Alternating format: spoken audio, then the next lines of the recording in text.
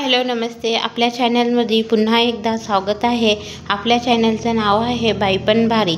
तर मंडळी, आज आपण आपल्या साडीला घरच्या घरी गोंडे कसे लावायचे ते मी तुम्हाला साध्या सोप्या पद्धतीने दाखवणार आहे। तर आपण ही साडी गोंडे लावायला बाहेर दिले तर ह्या गोंड्यांना 300 रुपये असे घेतात। तेच आपण आपल्या साडीला लावले तर किती पैसे वाचवू शकतो आपण। तर मी तुम्हाला दाखवणार आहे छोटेसे बारीक असे गोंडे कसे लावायचे ते। चला तर सर्वप्रथम साडी दोन कलरमधून आहे। तर साडी राणी पिंकमधून आहे आणि तिचे काठ निळ्या कलरचे आहेत। तर आपण 2 कलरचे धागे वापरणार आहे। राणी कलरचे धागे दोन रील घेणार आहे आणि ब्ल्यू कलरचे निळ्या कलरचे 2 रील घेणार आहे। तर ते गोंडे बांधायला काय काय साहित्य लागणार आहे ते पण मी तुम्हाला दाखवते। चला, इकडे एका बाजूने मी सगळे गोंडे लावून घेतलेले आहे। तुम्हाला दाखवण्यासाठी थोडीशी जागा मी ठेवलेली आहे, ते तिथं मी तुम्हाला लावून तुम्हाला दाखवते।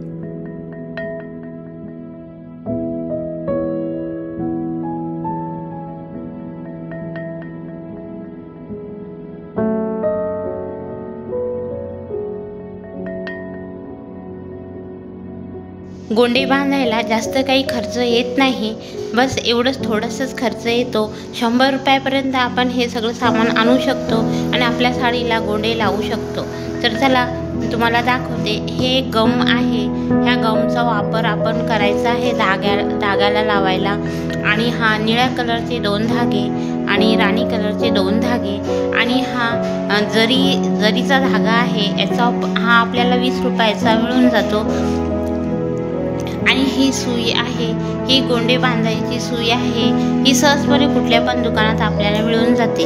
आणि ही आपली तुरपाई करायची सुई आहे आणि तुरपाई करायची सुई पण आपल्याला याचा उपयोग होणार आहे।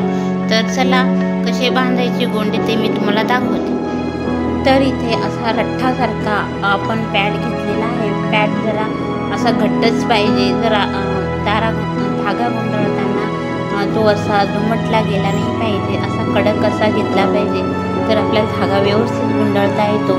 तर मी हा धागा 60 वेळा गुंडाळून घेत आहे।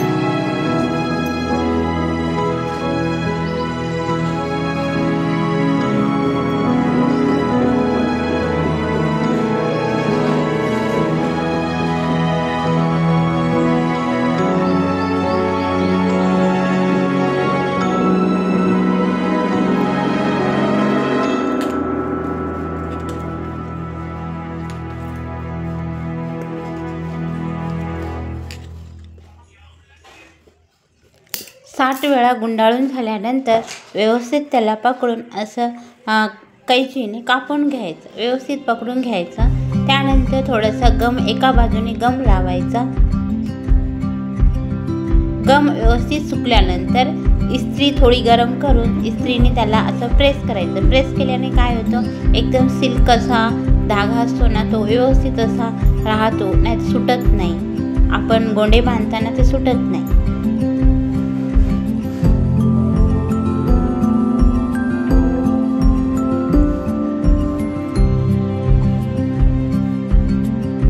गोंडे बांधायच्या पूर्वी साडीवर असं वजन काहीतरी ठेवायचं, म्हणजे साडी निसटणार नाही आपण गोंडे बांधताना।